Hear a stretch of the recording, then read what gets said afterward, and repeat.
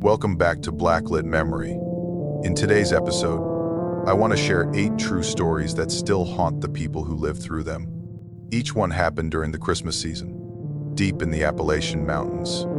A quiet snowfall, a familiar tradition, and something that never should have returned. But before we begin, please remember to like and subscribe. It really helps the channel, and I appreciate every one of you. Thanks for being here. Now then, let's begin. I've never told anyone about this. Not because I was afraid they'd think I was crazy, but because I'm afraid I'd still believe it myself, even knowing what people are capable of. Some memories don't fade.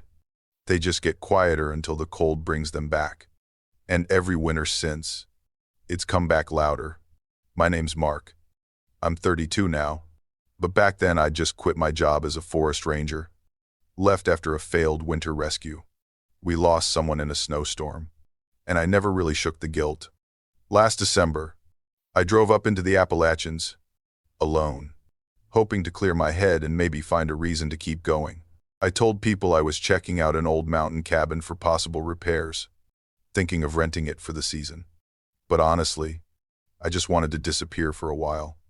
No emails, no questions, no one expecting anything from me. Just snow, trees, and silence. The cabin sat halfway up a slope, half buried under pine and thyme. Old timber walls, moss-caked roof, a stone fireplace, and a single window looking out over the hollow. When I arrived, the trail was already lost beneath half a meter of snow. Wind slid between the trees like something searching. That first night, I unpacked what little I'd brought, mostly canned food. A hatchet, my old ranger radio, and enough firewood to last a week. I lit the fire just before dusk. The flames caught quickly, warming the cabin in flickers of orange. I remember how the light danced across the wooden walls, making the place feel almost safe.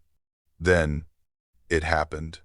The fire, which had been strong and steady, suddenly stuttered, not like it was running out of fuel, but like something cold had rushed through and smothered it. Not all the way out, just enough to snap me to attention. I checked the chimney, the draft, everything. No reason for it to die like that.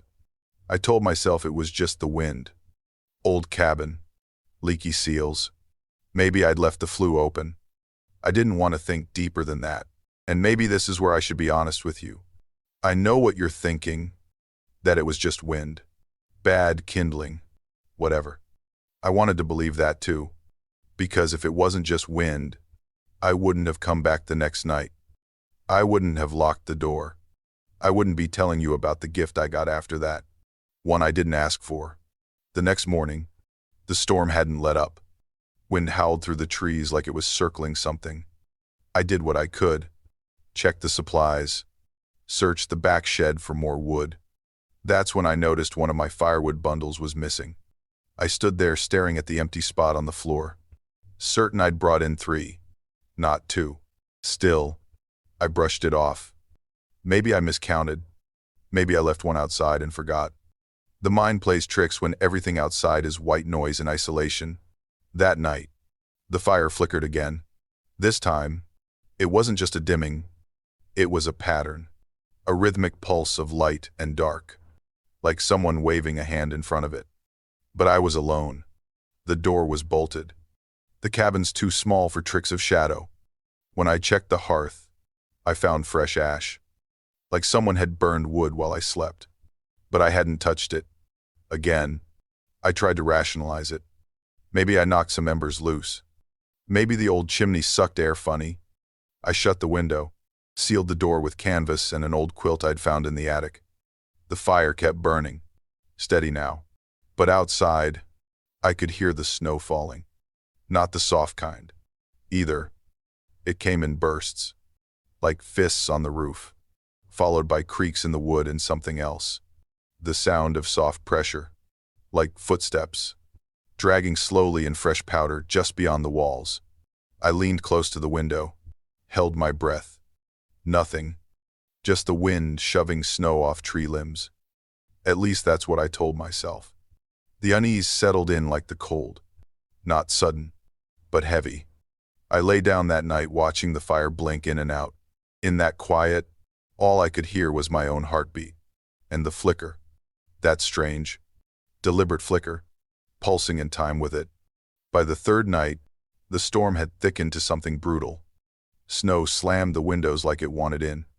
The wind clawed at the roof beams, loud enough that I couldn't hear my own breath. I tried to get the fire going again, but the wood wouldn't catch right. It flared up once, bright, almost blinding, then died all at once, like someone had clapped their hands around the flame. Just like that, the cabin went black. I scrambled for my flashlight and clicked it on. The beam shook in my hand. That's when I saw him. He was standing outside the window, still as a statue, a tall figure, almost blending into the snow. I couldn't see his face, just the outline. He was holding something. Firewood. He bent slowly and placed it on top of the missing bundle, the one I'd been trying to convince myself I had misplaced. Then he looked up, not at the trees, not into the night, right at the cabin, right at me. And then he vanished. I didn't move. I couldn't. My whole body locked. Like if I made a sound, he'd come back. I stared at the glass, waiting for the shape to return. But the snow just kept falling. That was the moment I stopped pretending. I knew it wasn't just wind. It wasn't drafty windows or old wood. Someone was watching the cabin. Someone who'd been close enough to touch the fire, to leave ash behind. I had locked every door. I had sealed the windows. That man had been standing no more than 6 feet from me, on the other side of glass, and I hadn't heard a sound. There was no safe option. The storm outside could kill me, but staying meant waiting for him to come back. I had no map, no phone signal, no help.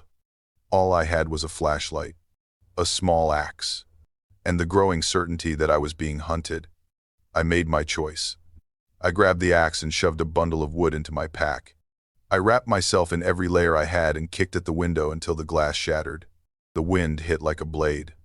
Snow sliced across my skin, stiffened my limbs instantly. But I forced myself through.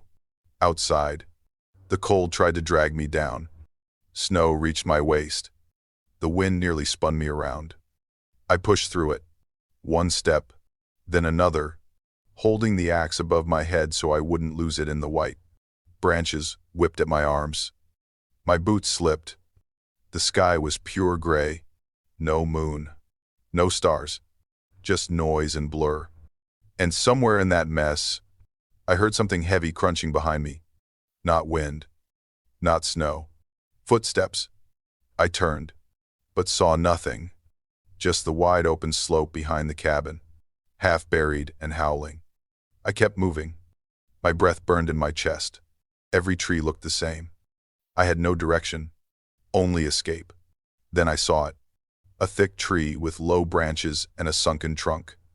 I forced myself beneath it, curling tight, using my pack as a shield from the wind. I crouched there, hands around my knees, flashlight flickering low. I waited. Maybe he was gone. Maybe it was all a scare. Maybe he saw me run and changed his mind. I drank from a half-frozen water bottle and watched the light of the cabin, far away, barely glowing.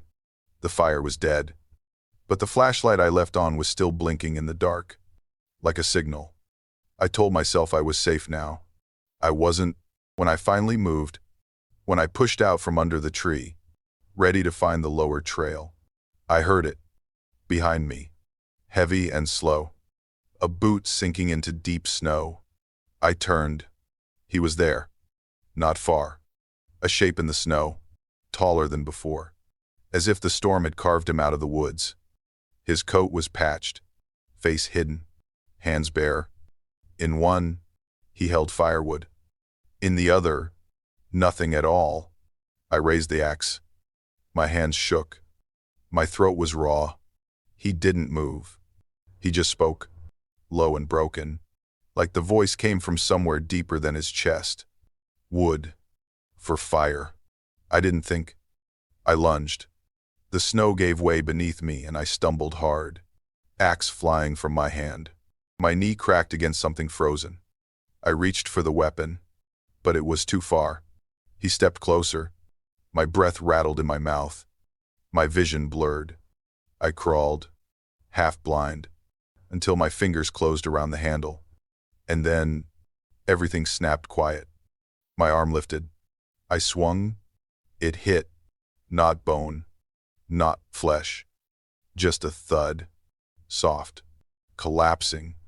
And then nothing. No scream. No fall. The shape crumpled into the snow, and the snow swallowed it. I don't remember running. I remember wind. I remember ice in my throat. I remember clutching that same piece of firewood he held, running with it like it meant something. By morning, I made it down. My hands were purple. My legs stopped working halfway. A couple of hikers found me slumped near the road, face red and frozen. I was taken in, warmed up, questioned. I told them I'd gotten lost in the storm. I never went back to that cabin. Now, every Christmas, I rent a cheap motel in town. I use an electric heater. No firewood. No flames. But even so, sometimes the light flickers. Just once. A blink, enough to remind me. And every time it does, I hear the words again, from somewhere just outside the frame of memory. Wood. For fire. I still have half of that letter. The rest of it burned. Or maybe I tried to burn it.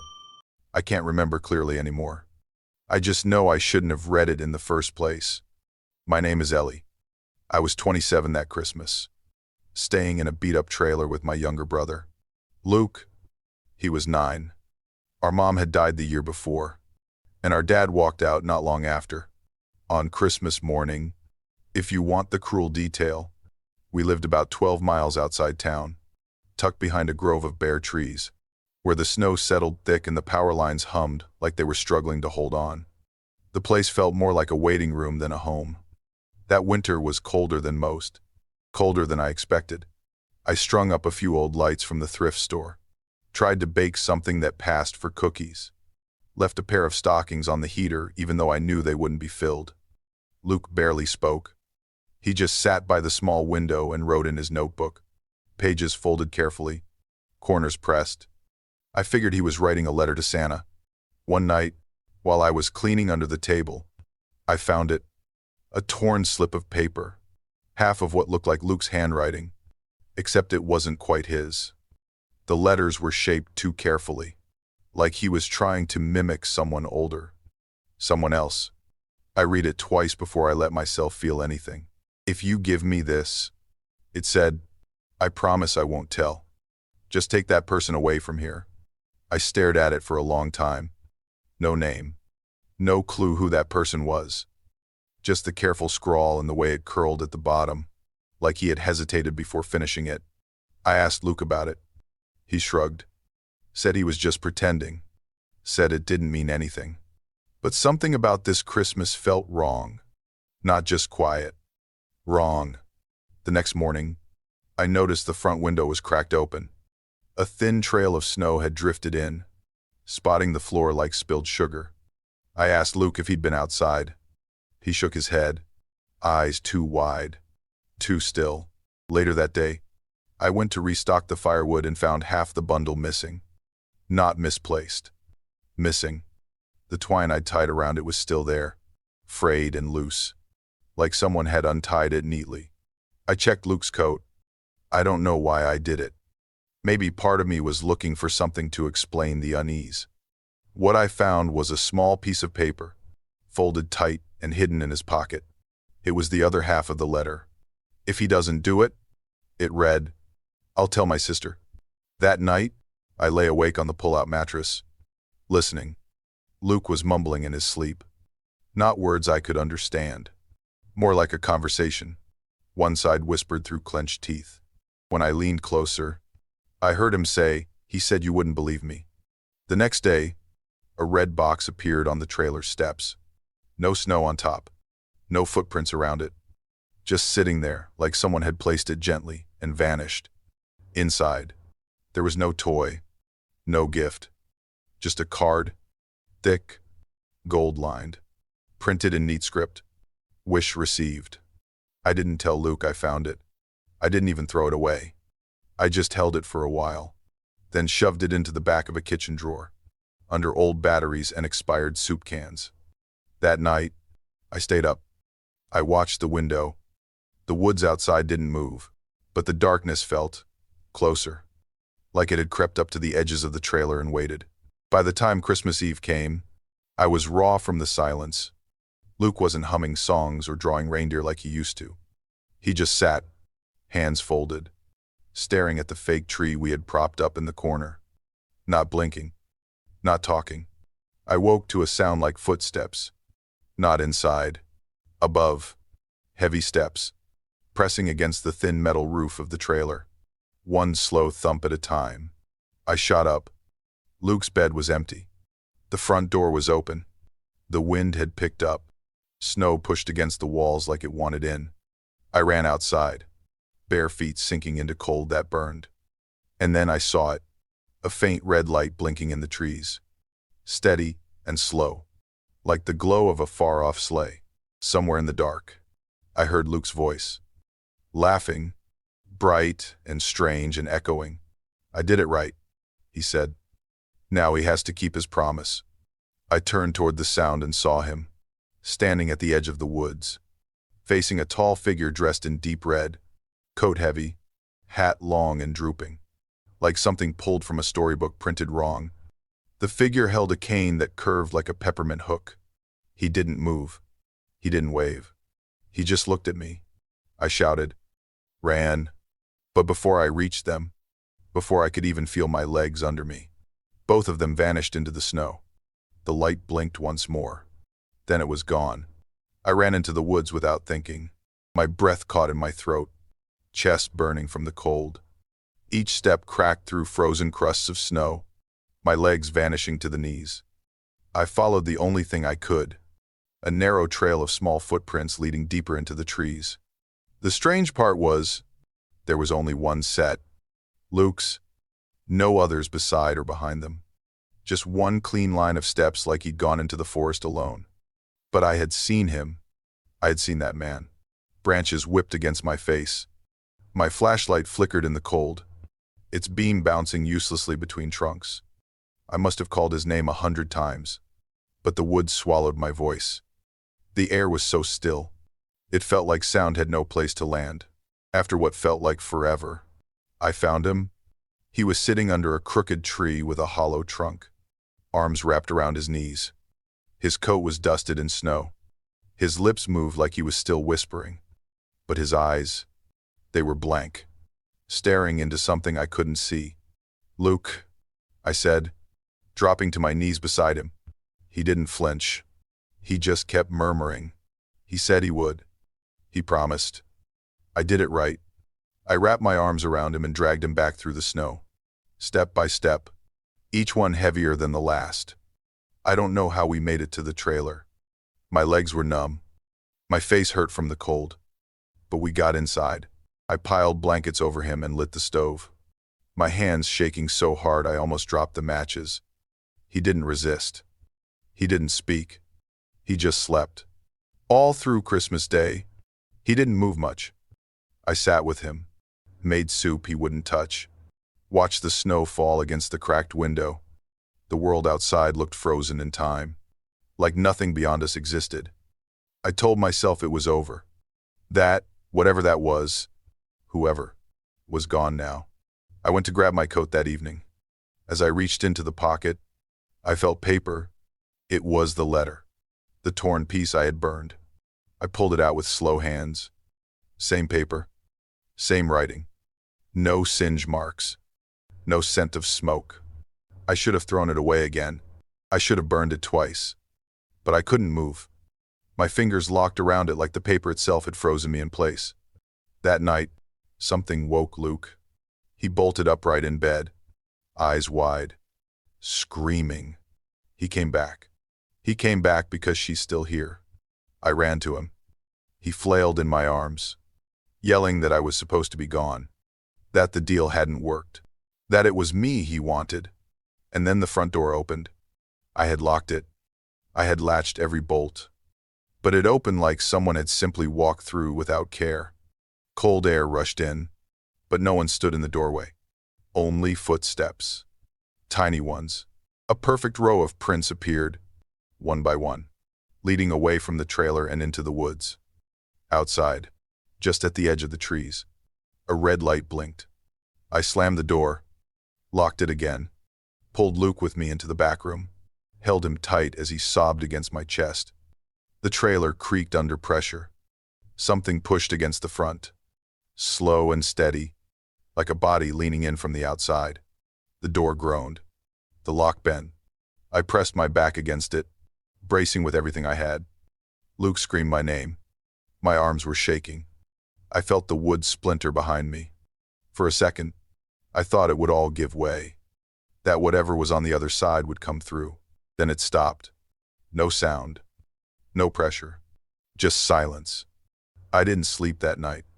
Neither did Luke. He hasn't written a letter since. I still see paper. Everywhere. Scraps of red on the sidewalk. Wrappers in the trash that fold just so. I find them in my pockets. My glove box. Under the fridge. I don't open them anymore. I burn them. Every year. On the night before Christmas. A red box appears on our step. Always empty. Always waiting. I don't touch it. And I don't let Luke look out the window when the lights start blinking. Before we step into the next story, if you're still here, still listening, with the lights low, maybe drop a comment. Just tell me where you're listening from. It helps more than you know. All right, let's keep going. I never had children. Not by choice exactly. Just the way life drifted. But I know what it feels like to lose one. Even if they were never yours. Even if they may not have really existed. That feeling still clings to my chest like dust that won't shake loose. My name's Ralph. I was 41 the winter it happened. I worked with the winter patrol team for Clay County back then. Mostly, we checked on old mine shafts and sealed off access roads to make sure no one was doing anything stupid in the snow. Christmas was a few days off. Most folks had already clocked out for the season. But I was on the last rotation with Mike, who drove, and Jesse, a new kid, barely 20, just one more stop. An abandoned mine that used to fall under state management but had been closed since the early 2000s. Nobody wanted to go, but I insisted. I told them it was just to double-check the main entrance. I even said it might be good to document any new erosion or graffiti. But really, I had a bad itch in my gut. Something about that place had been stuck in my mind since last season. The mouth of the mine was half buried in snow, wooden beams half rotted. Warning signs faded to white. I took the lead. The moment my boot hit the stone threshold, I noticed something wedged between two rocks near the entrance. It was a glove, a small one, red, child-sized.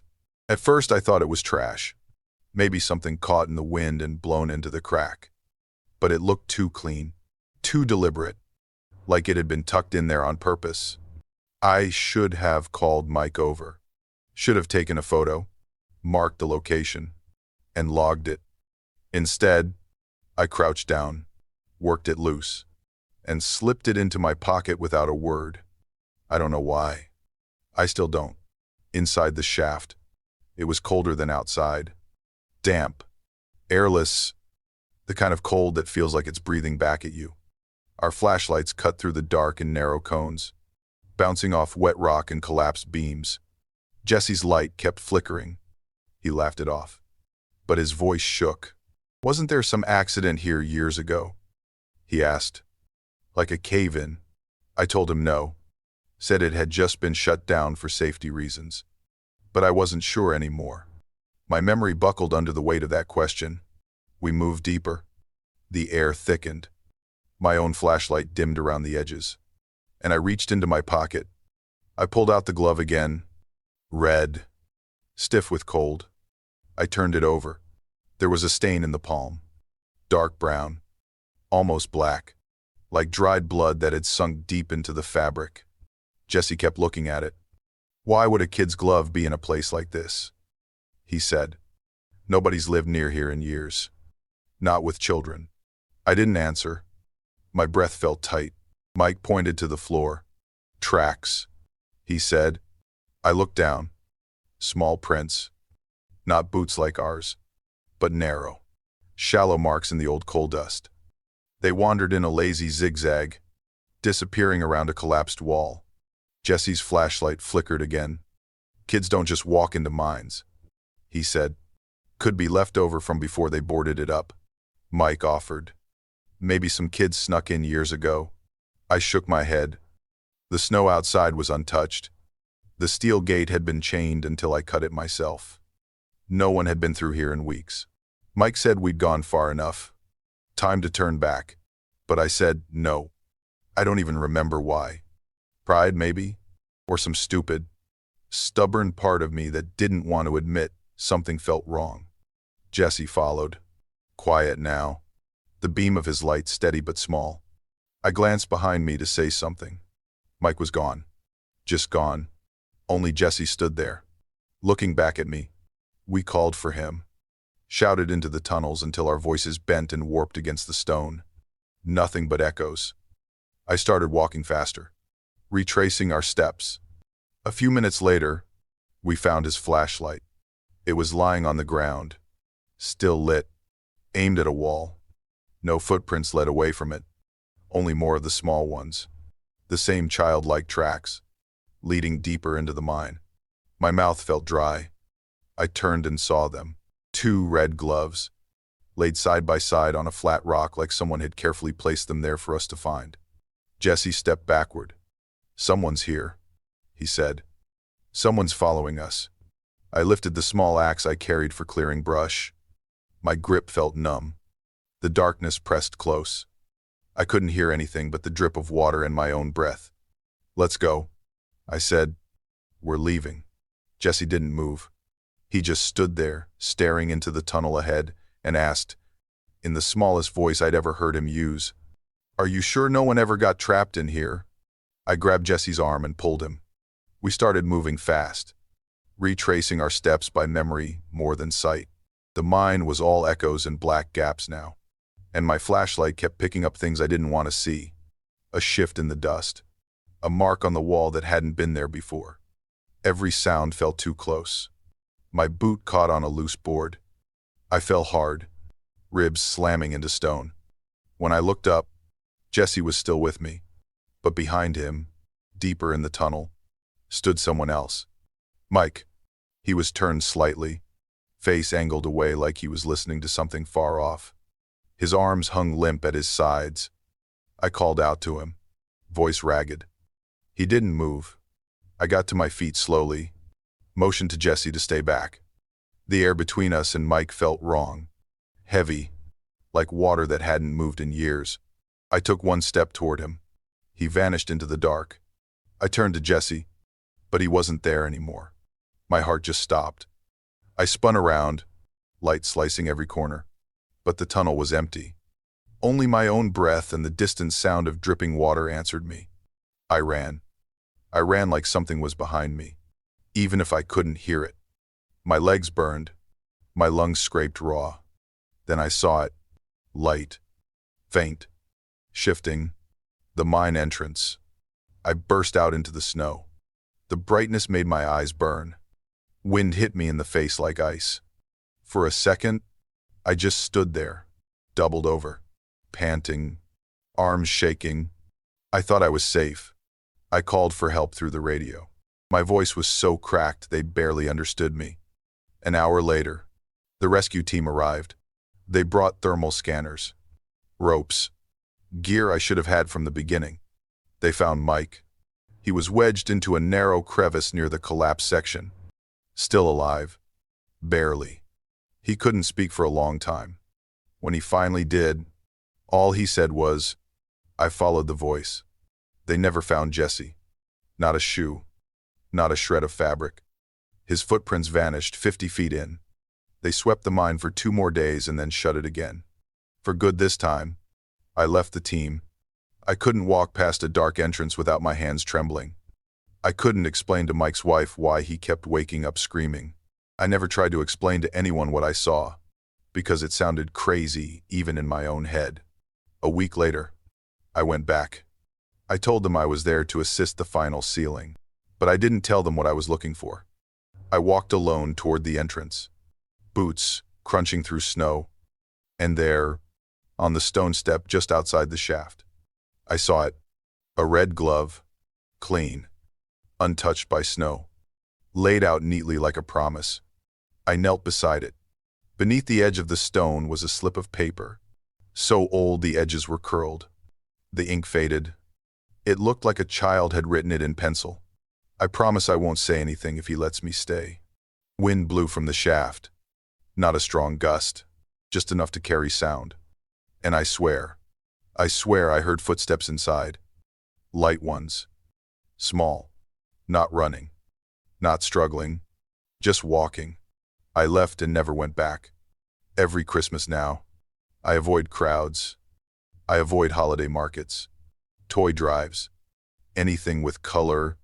But the worst is gloves. Little red ones. I see them everywhere. Hanging from fences. Forgotten in shopping carts. Draped over tree branches like someone left them behind on purpose. I still have the first one. The one I found that day. I keep it in a drawer I never open unless I need to remind myself that I started it. That I picked it up. That maybe it wasn't meant for me. But now it is. And every year, when the cold returns, I wonder if I forget it long enough. Will it come looking for me again? It wasn't the town's fault. It wasn't the tree's fault either. It was mine. Because I tried to erase something that should have been left alone. My name is Rachel. I was 34 that winter, working for the municipal committee in a mountain town most people forget exists. Every year, on the 15th of December, we put up the Christmas tree in the center square. It was tradition, older than the committee itself. I hated that tree. It was massive and half-rotten at the base. It took 5 of us to keep it upright long enough to anchor. Every year, the same arguments about permits, the same broken lights, the same resin-stained gloves. So I suggested we replace it. A synthetic tree, Blacklit, weatherproof, collapsible, easy to store, easy to justify in the budget. Surprisingly, no one fought me. The night of the 14th, we took the old one down. I stayed late to supervise, watching as the roots were chopped and the trunk split into pieces. We buried what was left behind the square, in a gravel patch where no one would notice. No announcement. No ceremony. The next morning, we installed the new tree. It looked perfect. Polished. It even had this artificial pine scent that came in small cartridges hidden among the branches. I stood back and felt something close to relief. But the morning after that, there was another tree. It stood across the square from the new one. Taller, heavier, branches crooked in the same way the old one used to be. Its trunk had the same warped knot halfway up, like a bulging scar. I didn't speak for a long time. I walked over to it and touched the bark. Real wood. Cold from the frost. There was a frayed ribbon wrapped around one of the branches. Something we had used last year. I was sure of it. It even had the same wax stains from those awful battery candles that never worked. I asked the grounds team if they had brought it back. Maybe as a joke. They swore they hadn't. Said it must have been the kids from the nearby college playing tricks. The night security guard claimed he didn't see anything. I called the crew who had helped me bury the original. Every single one of them said no. They hadn't returned. They hadn't touched anything since that night. One of them laughed and said, maybe the tree changed its mind. I checked the second tree again. There were marks on it. Rusted nails still lodged in the trunk.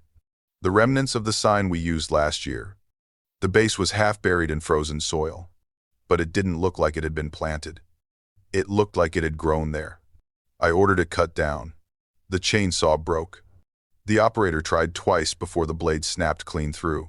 He stepped back, pale, and said, "You'll need someone else. I'm not touching that thing again." That night, I stayed late, Just me and the two trees. The synthetic one blinked politely in whites and blues. The old one stood in silence, unlit, but full, almost proud, as if it had outlasted its replacement without even trying. By the next morning, it had changed. There were garlands on it, not store-bought, hand-woven from twine and pine cones. Exactly like the ones the local preschoolers used to make when I first joined the committee. Another day passed. Then the boxes showed up, fake presents, wrapped in silver foil, placed neatly around the base of the old tree. I asked who had added them. No one knew. People began confusing them. Children pointed to the old tree and said how pretty it was, how it looked like Christmas should. Adults smiled and took photos beside it without realizing it was not the one we had installed. It was becoming the tree. I tried not to panic. I tried to stay logical. Until the night I returned at 3 in the morning. I had to see it for myself. I brought a flashlight and walked across the icy square. Someone was standing beside the old tree. A man, or maybe a figure, wearing a red coat that reached his boots. He was hanging something on the branches. A wooden ornament, roughly carved. I knew that ornament. I had burned it. It was from last year's tree. A piece of local craft from a retired teacher who had passed away in spring. She made one every year, and I had watched that piece go into the fire with the rest of it. I stepped forward. "Hey," I said. My voice cracked in the cold. "Who's there?" The figure didn't turn. He walked around the tree slowly, like circling something he respected. Then he vanished behind the trunk. I ran up, heart thudding. No one was there. The ornament was hanging perfectly, too high for any adult to reach without a ladder. I stared up at it. The wind barely moved the branches. On the ground beneath, there were footprints in a circle, damp mud where no snow had touched. Someone had walked around the tree again and again. I stepped closer, on the trunk. Near eye level, I saw something pressed into the bark. A badge. Mine. For my winter coat. I had lost it that same night we buried the old tree. Someone had pinned it to the wood like a signature, and carved beside it, just faintly, were words I could only read, because I already knew what they meant. "Those who do not believe will return." I demanded both trees be taken down. No lights. No ceremony. I pulled the power to the square myself. I didn't care if it ruined the holiday. But every night after that, the old tree came back. Even if we dragged it out. Even if we cut the new one into pieces and threw it away. By morning, there it stood again, right where we buried the original. Unmoved. Unbothered. Some townspeople started calling it a sign. A blessing. Others whispered the word curse, but only when they thought no one was listening. Children left handmade ornaments on the branches, like they already knew this tree better than any committee could explain. I stepped down before the new year, told them I was taking a break, maybe moving for a while. I found a place 2 towns over. Quiet, small, tried to forget the crack of branches, the way snow never settled under its roots. Spring came, then summer, then December again. I didn't hear from anyone in town. Not about the festival, not about the tree.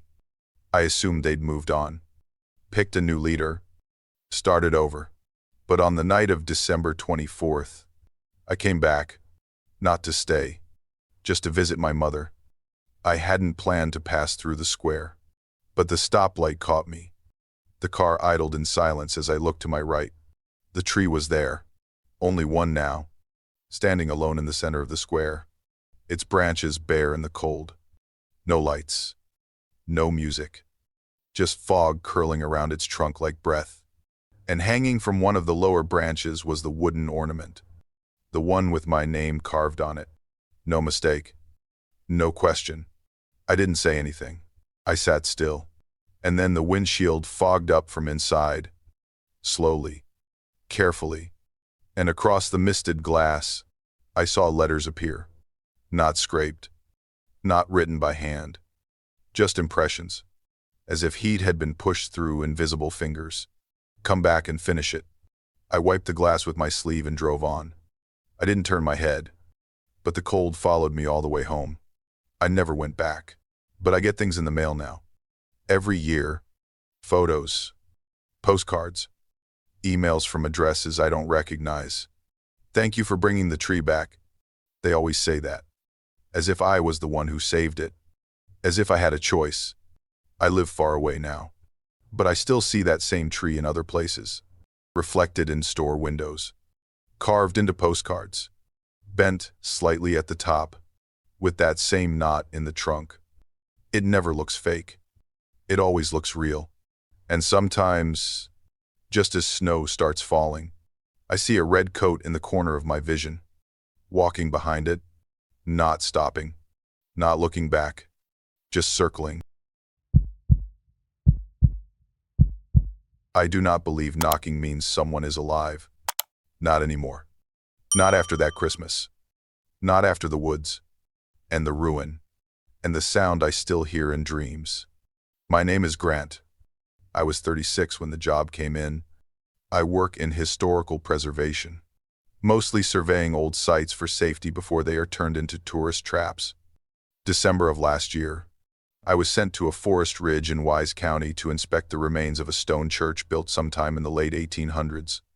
It was barely standing, just 3 walls, a partial roof, and a hollow where the altar once stood. The local council had received a grant to restore it as part of a heritage project.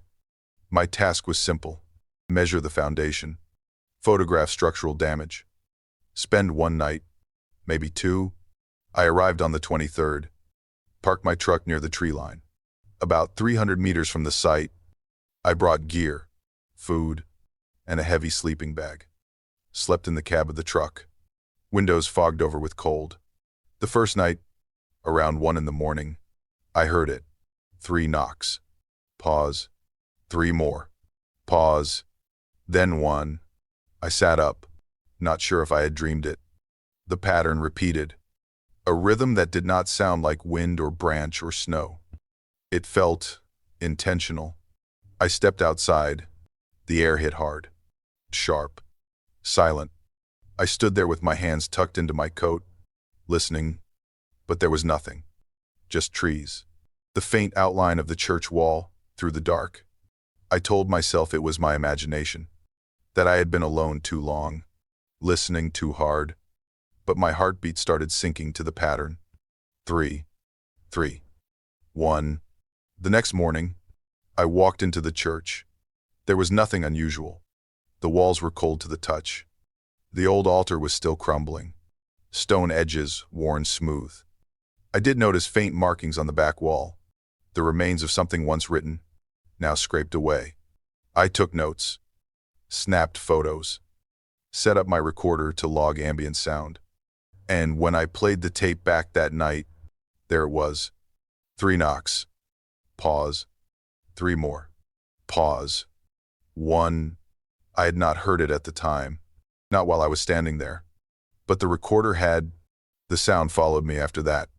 Not just at night. Not just near the ruin. I would be measuring something or adjusting my lens.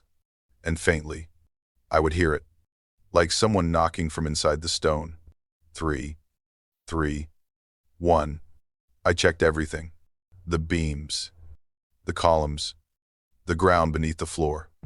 No loose boards, no pipes, no animals. Nothing that could explain it. The evening of the 24th, I curled inside my truck with the engine off and the windows frosted. I wrapped myself tight in my blanket. I remember checking the clock. 2:47 a.m. The knock came again. But this time, it was not distant. It came from behind the driver's seat, right against the glass.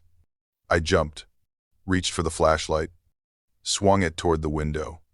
There was no one there. But on the glass, I saw a new fracture, thin, sharp, shaped like 3 finger marks.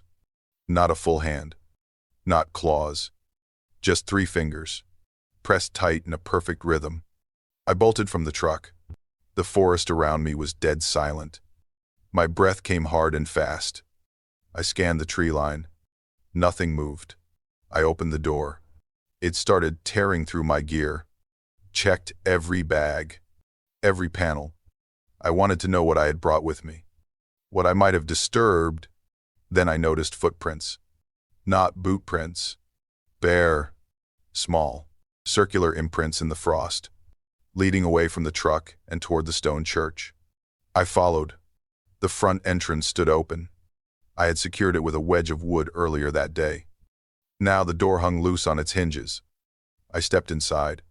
The smell hit first. Mold, wax, cold stone. My flashlight caught the edge of the pulpit. Something new rested on top. A figure, rough-carved, wooden, no face, no features except 3 marks etched into its forehead. Deep slashes that formed the rhythm I now knew by heart. 3, 3, 1. I backed away from the pulpit. My breath felt thin, like the air had been drained out of the room. The carved figure stood perfectly still, yet I had the awful sense that it was waiting for something. My flashlight trembled across the stone walls. I did not stay. I ran out of the church and did not look back. Snow cracked under my boots as I sprinted to the truck, lungs burning. I slammed the door, turned the key, and drove until the trees blurred into a single dark mass behind me. I called the office once I had cell signal, told them the site was unstable and the survey needed to be postponed. They approved the leave without asking questions. I kept driving until I reached a small-town hotel that had a vacancy sign glowing pale in the cold. Inside the room, with the heat running, my hands finally stopped shaking. I unpacked my bag, trying to reassure myself that distance meant safety. As I pulled off my coat, something clattered onto the carpet. A small piece of wood. I picked it up slowly. It was carved with the same pattern. 3 notches. 3 more. 1 at the bottom. A perfect miniature of the marks on the figure's forehead. I felt something inside me fold in fear. I told myself someone must have slipped it into my pocket. A prank. A misplaced sample. Anything but what my mind feared. I dropped it in the sink and burned it with matches from the hotel desk. On Christmas morning, I woke late. The air was quiet. No knocking. No echo. I thought maybe I had escaped whatever I had found in that ruin. I called the office again and requested reassignment. For a few hours, I believed it was over. That evening, I went downstairs to the hotel dining room for dinner. It was nearly empty. Just a few travelers eating in silence. I had barely touched my plate when a server approached me with an envelope. "This was left for you," she said. "From guest in room 331. I stared at her. I knew no one in that hotel. I had not spoken my name out loud since check-in. Still, I took the envelope and opened it. There was no letter inside. Only markings carved lightly into the paper. 3 dots. 3 more. 1 sitting alone at the bottom. The same pattern that had followed me from the forest. Before I could speak, a sound tapped against the wall beside me. Soft, precise. 3 knocks. A pause. 3 more. A pause. 1. I stood up so fast my chair scraped the floor. The server glanced back, startled, but I was already moving. I left the dining room and never returned for my meal. I grabbed my things from the room without checking the drawers. I drove through the night, headlights carving thin tunnels through the dark. I do not stay in one place longer than 3 days now. I change numbers, change towns, live out of a single duffel bag that I keep near the door. I do not answer knocks. I do not wait to hear if they repeat. Because when they do repeat, I know it is not a person trying to come inside. It is a reminder. 3, 3, 1. It means I have not been forgotten. I thought I went up the mountain to catch my breath, to shake off a year that had worn me down from the inside out. But I came back with something else. And every Christmas since, sleep comes harder when the snow starts to fall. My name is Brian. I was 29 that winter, a freelance editor mostly working from home. The holidays were closing in and I needed space. No calls, no lights, no people asking when I'd come back to visit. I packed light but prepared smart. 2 nights in the Appalachian woods near the Virginia border, far from trails, marked on any tourism map. I had my gear: cold-rated tent, flare kit, water tablets, and the same folding knife I carried in the army. The plan was simple: get in, get quiet, get out. I left early on December 23rd. The trailhead was narrow, buried ankle-deep in snow, and nothing but trees past the first bend. I looked back before heading in. Just my own tracks stretching across the clearing like punctuation. The cold wasn't kind, but it was honest. Every branch that cracked made sense. Every gust had weight. That first night in the tent, I heard nothing but owls and the soft sound of snow loosening from pine limbs. I set camp on a flat stretch not far from a low ridge, the trees forming a natural windbreak. Everything held.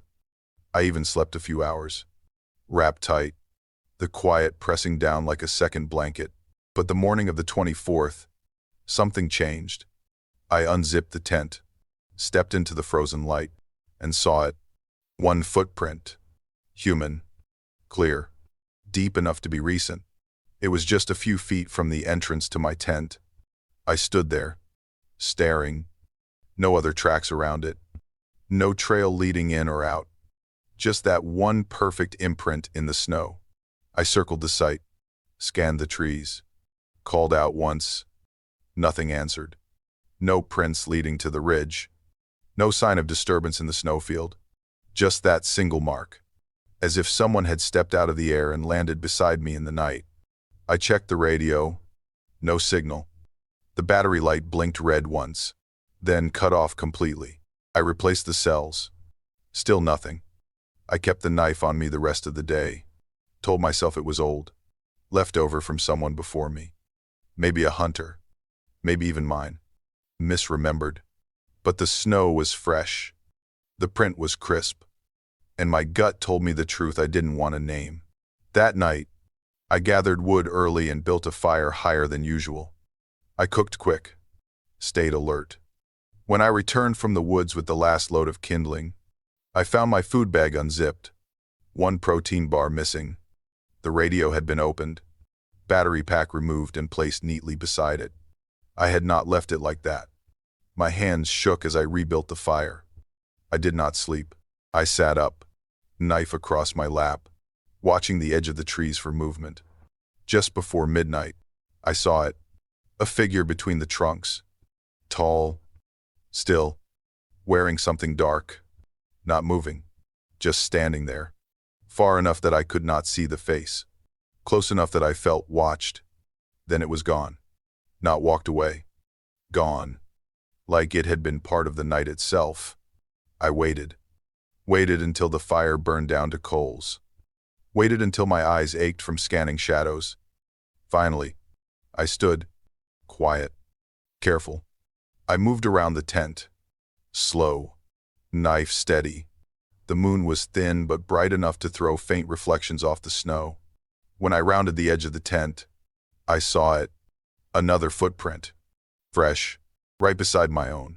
I lifted the flashlight, heart pounding, and swept the beam toward the trees. And I saw him, crouched low, not hiding, watching, eyes locked on mine from behind the thick trunk. No sound, no breath, just waiting. I ran.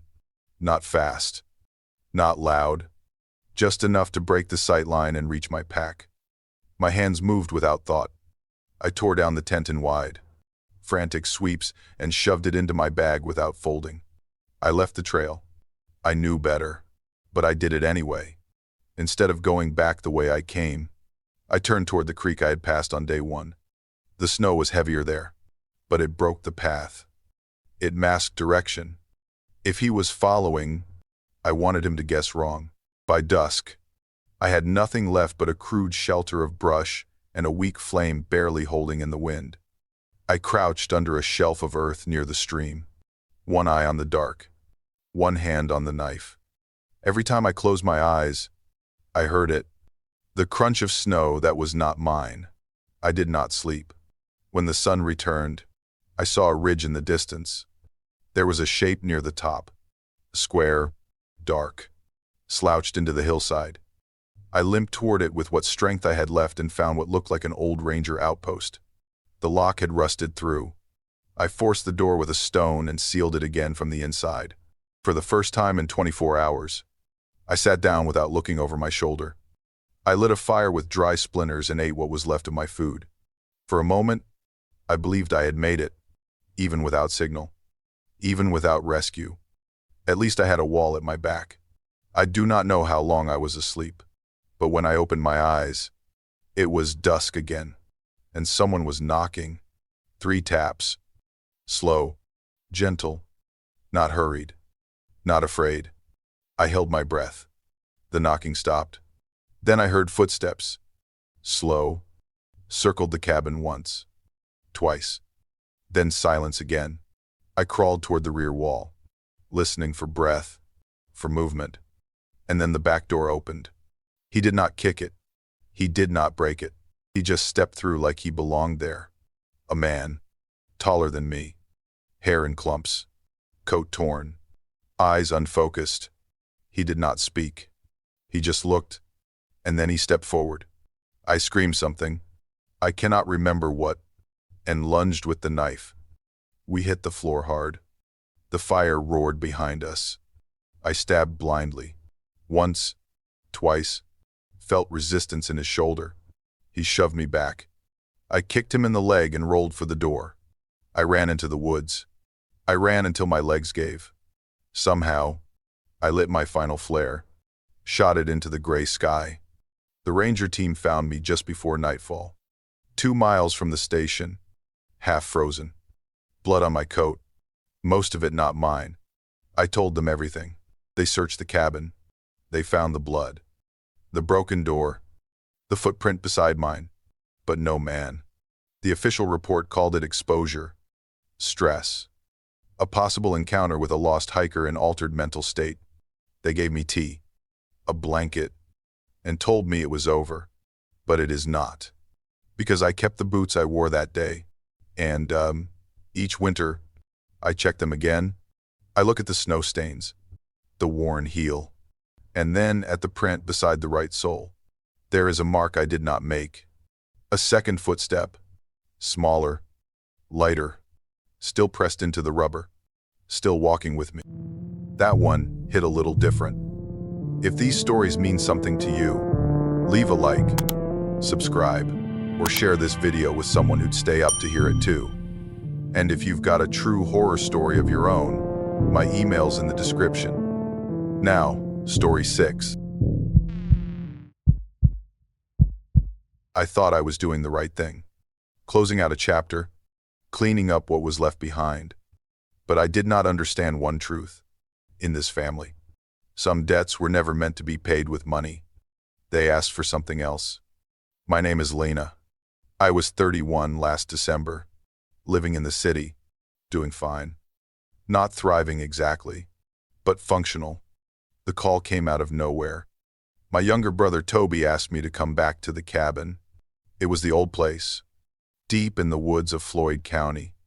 The kind of place with a tin roof and floorboards that shift when the wind gets in. I had not set foot there in over 5 years. But Toby said, "Come home." I kept Mom's last gift. That was the part that caught me. Mom died on Christmas Day, 10 years ago. Quietly. No warning. We were just kids then. But every year after that, somehow, a gift would appear in the house. Always wrapped in dark red paper. No tag. No handwriting. Just sitting there like it belonged. Toby always found them.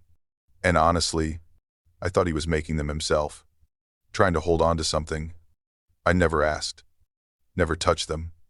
I told myself it was his way of grieving. I arrived at the cabin on the 20th. Snow had started to build along the hills. Just enough to soften the edges of everything.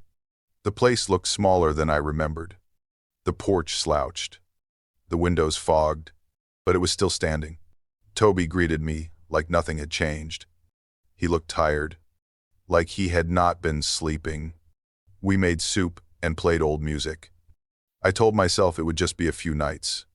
The evening of the 21st, I noticed a shape in the window. I went into the kitchen and found it sitting there on the sill. A box, wrapped in deep red paper. The kind that looks almost black in the wrong light. No bow. No name. I picked it up. It was heavier than it looked. "Toby," I called. "Did you put this here?" He walked to the doorway and stopped. His face changed. "It comes every year," he said. "I don't touch it. You shouldn't either." I laughed, thinking it was one of his old games. I peeled the paper back. The box was empty inside, just a folded piece of paper. I opened it. 5 words, scrawled in rough black ink. "It's your turn this year." I waited for Toby to laugh. He didn't. He just went upstairs and locked his door. I sat there for a long time. The house creaked the way old cabins do, settling and sighing and remembering things. I should have burned it right then, but I didn't. The next morning, I threw the box into the wood stove behind the house. Watched the flames take it. The paper curled and blackened. The box cracked in half. That night, when I went to bed, it was on my pillow. Perfect. Untouched. The same paper. No burn marks. Inside was a photo of my mother. Only her eyes had been scratched out. And another note. No weak ones accepted. I woke Toby, shook him until he spoke. And finally, he told me. He had seen her that night. The night she died. Standing in the snow behind the cabin. Speaking to someone who never turned around. She said it was time to make things right. That the box had to be left out. That it was a promise. He had kept doing it. Every year, until now. He had stopped. And now it was me. I didn't believe him. I wanted to, but it felt too strange. Too broken. So I carried the box outside, ready to toss it into the river bend past the fence line. The woods were silent. Snow fell like breath. As I reached the edge, I saw someone standing by the water, hat pulled low, shoulders stiff, not moving. They faced away, but I knew they were watching.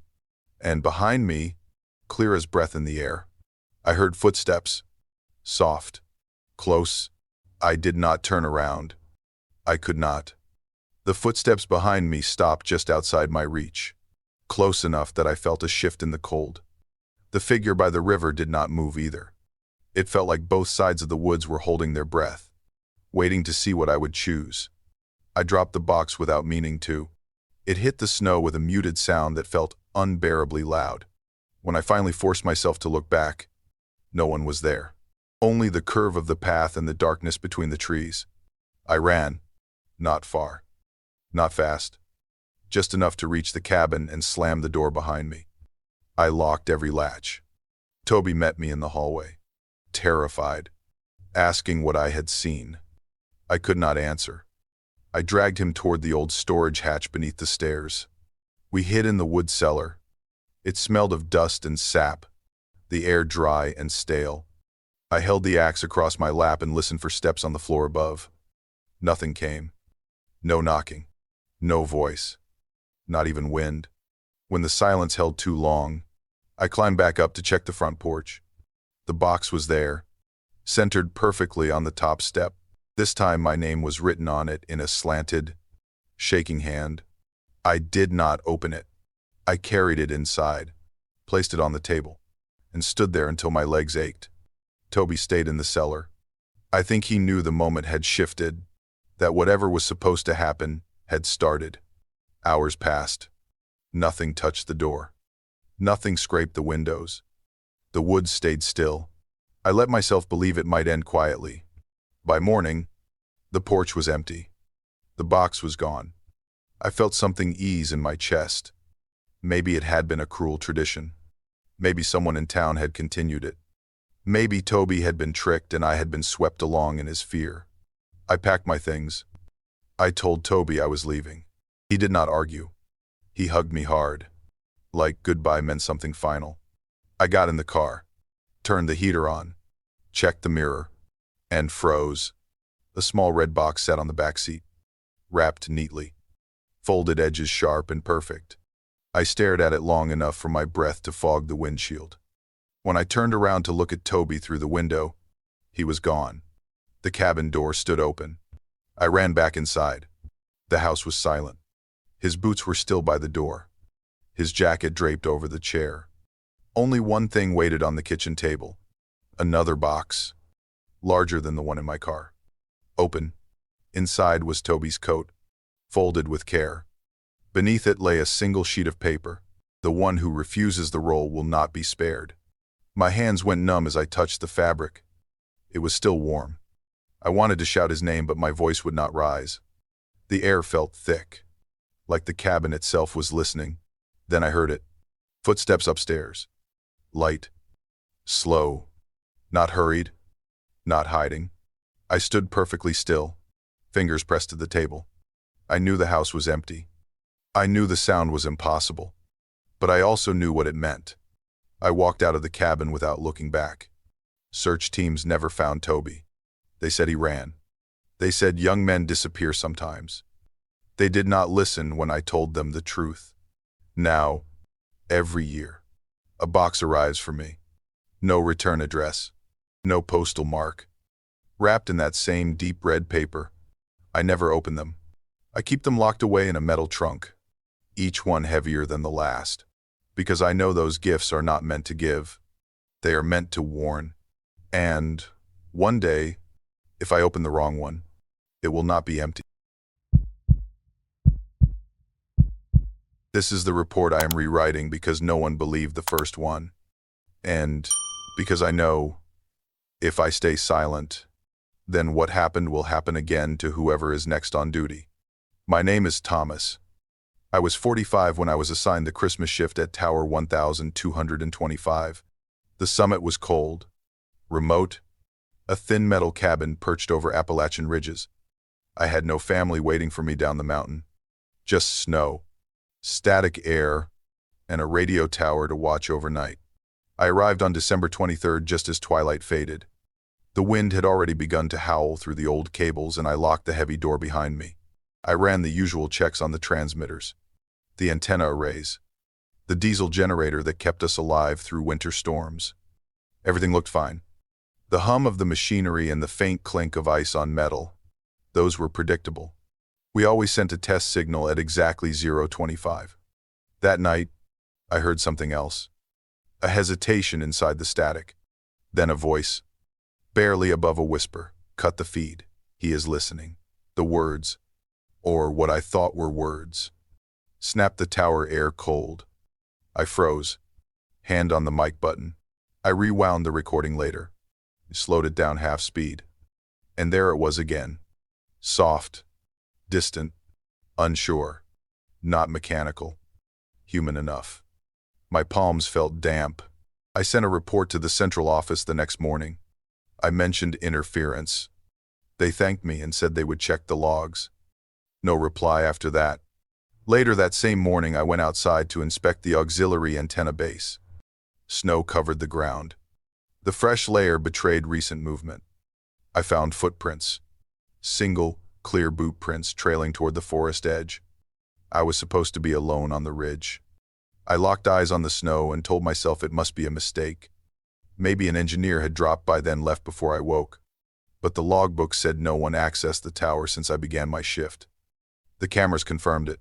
From 11:45 the night before until 6:30 that morning, every frame was recorded, except for the dead period between 23 and 1:30. In the archive there was nothing. No blank frames. Just failure. I checked the timestamps obsessively. That night, I tested the broadcast again. I spoke into the mic clearly, spelling out name and call sign. I waited 5 minutes. Then I heard it. My own voice. Echoed back. Delayed, but identical.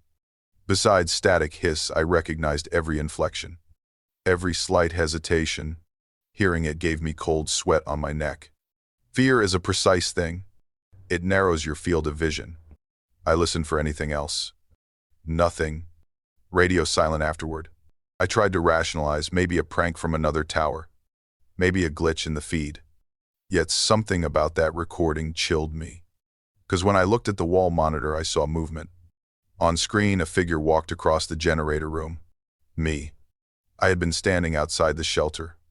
But the image showed me opening my eyes, turning toward the camera, stepping out the door. That image froze me. My breath caught. I ducked back from the screen. There was no logical explanation. The timestamp on the video reads 08 minutes ago, but in reality I had just come in from outside. I rebooted the system. I checked all cables. I checked my own memory. I left the tower that night without announcing it. I locked the door behind me. I drove down through the mountain in darkness. I pretended I was taking leave. I told them I found structural damage. I told them I needed time off. But I kept one thing. The audio file from 025 that first night. I still play it sometimes. The hiss crackles. Then the voice. Cut the feed. He is listening. I listen to it to remind myself what I heard. I listen so I do not forget. I went back inside the tower that night because leaving felt worse than staying blind. I needed to know if the signal had been tampered with. I powered down the main feed and switched to emergency broadcast lines. The room dimmed as the consoles shut themselves into silence. When I spoke into the emergency mic, the response came again. My own voice. Delayed by a few seconds. Soft and strained, as if played through a speaker buried in snow. It repeated the exact sentence I had spoken minutes earlier, word for word. I turned in a slow circle. The only speaker in the room was behind me, mounted near the emergency batteries. It should not have been active. It was definitely not connected to the emergency line. Yet every time I whispered, a version of myself whispered back. I unplugged the speaker with a trembling hand. The feedback stopped, but the silence that followed was heavy. I killed the remaining power and tripped the main breaker. The tower went still. No hum from the generator. No blinking indicators. Only the distant push of wind against steel beams. I sat in the chair with my jacket pulled tight and kept the knife on my lap. Somewhere between fear and exhaustion, I drifted off. It felt like dropping into a dark lake. When I woke, the window was bright with morning. Snow had stopped falling. The quiet felt almost normal. For the first time in days, I wondered if I had invented the whole thing out of too many shifts and too little sleep. I made coffee on a portable burner. I checked the door seals. Nothing seemed disturbed. I convinced myself the outage had forced whatever interference existed to reset. I almost believed it. But when I went down to the storage level to start the temporary generator, the door was open. I had shut it the night before. It creaked softly as I stepped inside. Cold air brushed my face as if something had just moved out of the way. A man was standing near the far wall. He wore the same uniform jacket I wore. Same patch. Same faded stitching along the shoulder. He was turned away, head bent over the backup console. My heartbeat crawled into my throat. I called out before I thought better of it. He turned. It was my face looking back at me. Expressionless. Eyes steady. No tension. No flicker of recognition.